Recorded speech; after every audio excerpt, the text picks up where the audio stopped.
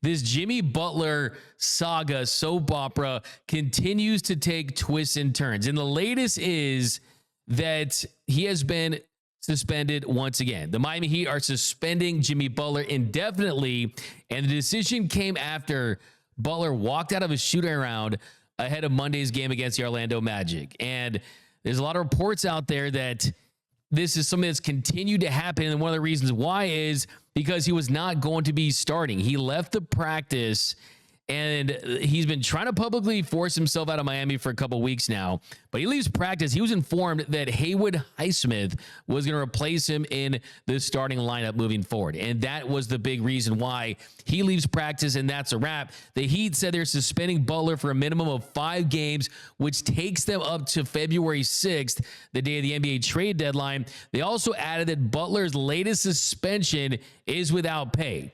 The Heat are saying that he, quote, was intentionally withholding services.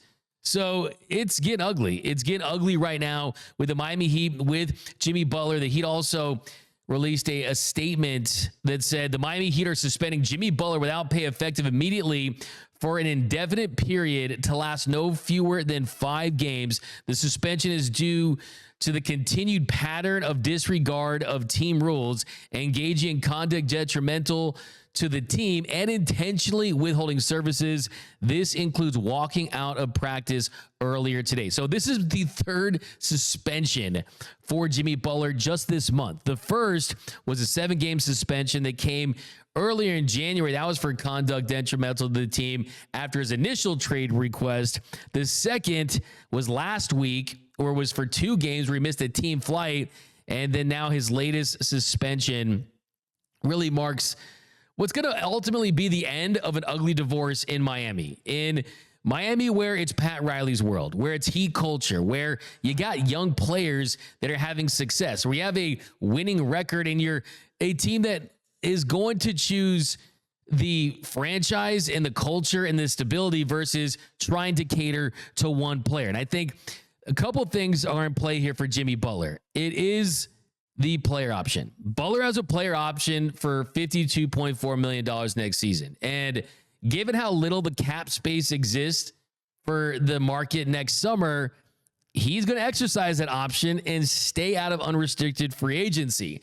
That means that if a trade can't be done ahead of the trade deadline, Butler might be forced to stay with Miami until the summertime. So there's not a lot of teams out there that want to extend Jimmy Butler. Jimmy Butler knows that Phoenix is a team that might consider it, but that's going to be difficult to pull off. I mean, the Suns, they would have to find a taker for Bradley Beal's Supermax contract. They would need Beal to agree to waive his no trade clause, which is a leverage point that he has in his contract. In Phoenix, they've been aggressive in their pursuit of Jimmy Butler by all reports. But if the Suns can't get a deal done, then what do the Heat do in this situation? Do you try to shift gears and try to get him to possibly get shipped to Golden State? Now, that to me is interesting as well, because Golden State, of course, is a mid-level team, not a superstar-laden team that is a top team in the Western Conference. You still have Steph Curry, you still have Draymond Green, you still have Andrew Wiggins, but they're a team that really needs a Hail Mary to be a legitimate contender. And the Warriors, they've been in the mix for a while now, and now that the Heat have lowered their asking price, this could be a possibility as well. Now, if you look at their current situation, I want to talk about the Warriors here. Do the Warriors go out there knowing how much prime is left with Steph Curry, knowing that they're an organization that is trying to squeeze as many championship possibilities, trying to pry that championship window open, knowing that the current roster in place is not going to beat a team like the Thunder or beat a team like the Nuggets in the playoffs? They're certainly not going to beat a team like the Celtics in the finals. And really anything other than that at Golden State at this point is considered a failure. So how could the Warriors get Jimmy Butler if they want to go that direction? Well, with Butler, a guy that can certainly help this team on paper, they would have a lot of hurdles to get a deal done as well. The Warriors, they're right up against that hard cap. You have pieces like Jonathan Kuminga, a young promising star. You have Andrew Wiggins. Would Andrew Wiggins in draft picks get a deal done? Would Jonathan Kuminga get a deal done? Kuminga and control of the Warriors' future draft picks. Does that get a deal done? Well, Miami, they've been interested in adding Kuminga in a deal for Butler. If that's still the case and they think they can pull that off, I certainly think they could get him in that deal. And if you are the Warriors, look, there's not a lot of hope left for your current roster. If you're the Heat, Kuminga has the best long-term potential of any player on Golden State's roster. He's the long-term play if you're looking for a guy that can build with your young nucleus. And look, both deals are going to have to possibly get a third team involved, so it could get complicated. The Heat, they're not going to want Wiggins in his contract, and you're going to have to find a third team for him. A deal without Wiggins, the Warriors would almost have to trade Dennis Schroeder in the $13.1 million on his contract for his salary for this season to match. So if Golden State wants to make a deal before February 5th, before February 6th, Schroeder can't be traded with the other players. So you have to be sent to a third team that's redirected to the Heat. So that could get a little dicey as well. So I think for me, when I look at this, and I'm just throwing out a big trade I did this morning, if the Warriors get Jimmy Butler, Larson, Alec Burks, and the Warriors would trade, this is a massive loaded trade, but the Warriors trade Jonathan Kuminga, Dennis Schroeder, Gary Payton II, Buddy Hield, Kyle Anderson, Bruin, Kevon Looney, another Bruin, the 2025 Golden State first-round unprotected pick, and then maybe that gets something done. But if I'm the Warriors, I would say why not? I mean, I'm not the biggest, Jimmy Butler's a guy that can turn your franchise around, but Jimmy with the Warriors playing for what could be a better deal down the line, I think that's what makes the most sense if I'm the Warriors, if I really am hell-bent on trying to give this team any chance whatsoever. But it's going to be rough to see what happens in Miami with Jimmy Butler and the Heat. It's ended ugly. You made it to a couple of finals. You weren't able to win an NBA Finals with Jimmy Butler. And I see people out there saying, oh, this was terrible. This was terrible for a Miami team that wasn't able to get over the hump with Jimmy, and that if they could go back and do it again, they wouldn't. Do people realize that they pretty much maxed out with Jimmy Butler and the Heat? It cost them a first-round pick, Josh Richardson and Hassan Whiteside. They already won when you look at it, and they're not going to get to the next step. So, look, you're not being Pat Riley in Miami. Jimmy Butler's used to getting his way. He's not going to get his way. This is going to be an ugly divorce. And I think with the market for him possibly growing because the asking price is lowering, it's going to be interesting to see where he ends up. Because at the end of the day, Jimmy Butler, when he's engaged, when he wants to win, when he's committed, he can still help a team win if you throw him into the mix with players that are already established and ready to win a championship. But John, I mean, what do you make of this this Jimmy Butler situation, my man? I hate that it has ended up like this. It has definitely kind of skewed my view of Pat Riley just a little bit, because I think Pat Riley isn't real with himself about some of the teams that he's had, that he's taken to championships. Like, Pat Riley is coached and had some all-time great players to lead those teams to championships. I think Jimmy Butler has done a phenomenal job in giving the Miami Heat his all. I mean, to go to two finals, regardless of what you say, with Jimmy Butler as your best player, and then when you look back at those teams with Bam and a young Tyler Hero being the second and third options, it was really impressive what he was capable of doing. I don't think they did a great job of pairing another supernova next to him to really maximize what he's able to do. I mean, this is still a guy, Doug, that when he was on Philadelphia, he was the best player on the team in the playoffs.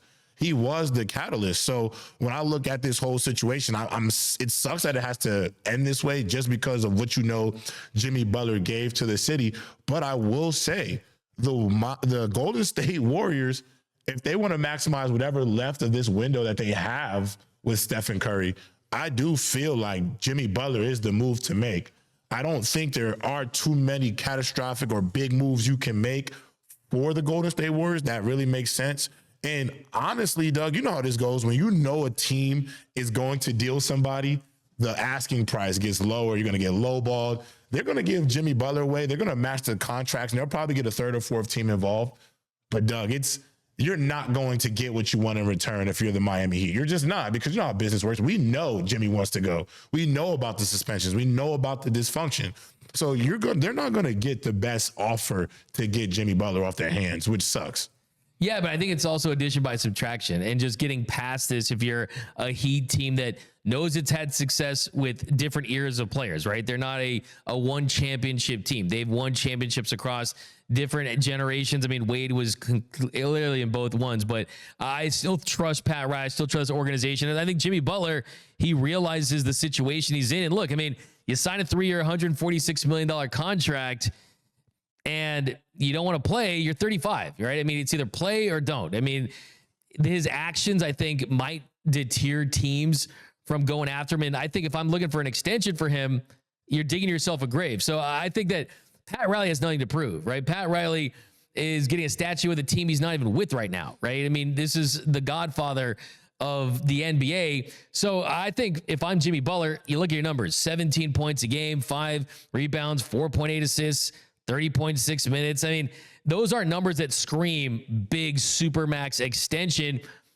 If I was Jimmy Butler, I would have done what Paul George did. And what Paul George did was played the year out, played hard, just gave it everything he had, and then get a team to sign to a bad contract, right? I mean, that's what Philadelphia essentially did. So there's ways to get your money without going to these measures.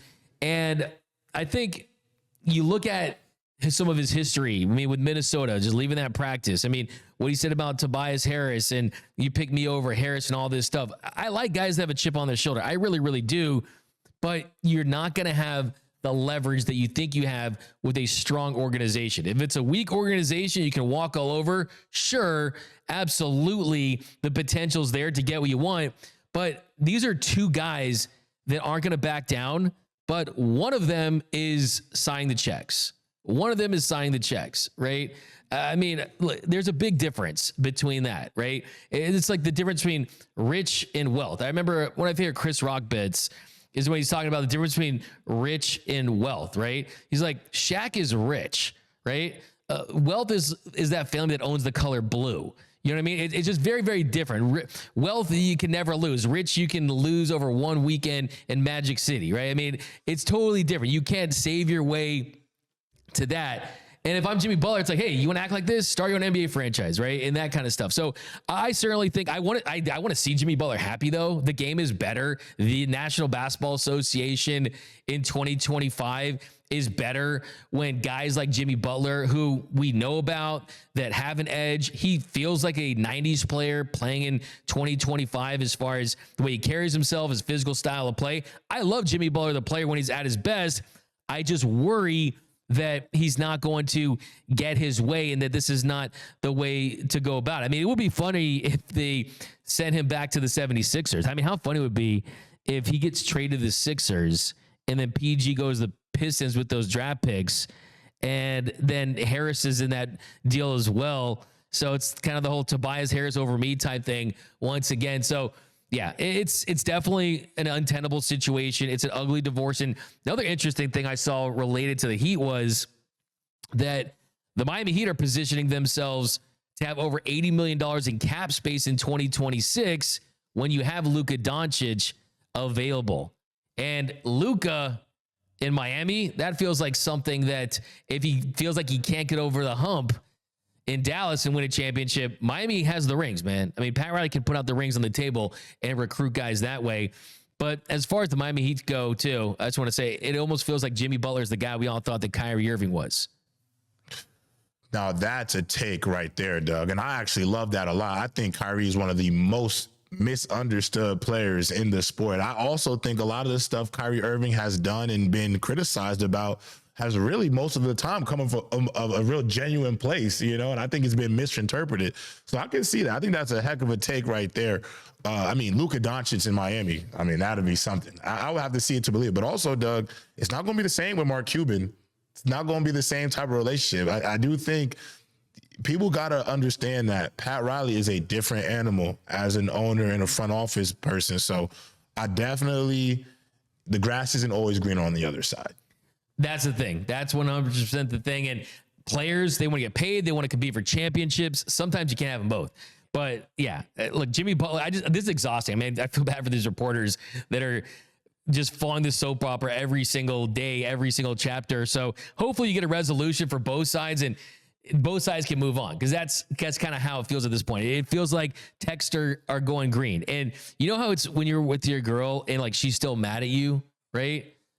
That's a good thing. I get mad when my girl's not mad at me at all anymore. If she's not mad at me at all anymore, that's when I'm like, she's changed her number. You know, some other guys are in the DMs already. Texts are going green. If they're still mad at you, they still want you. They just want to fix you, and they want things to go right.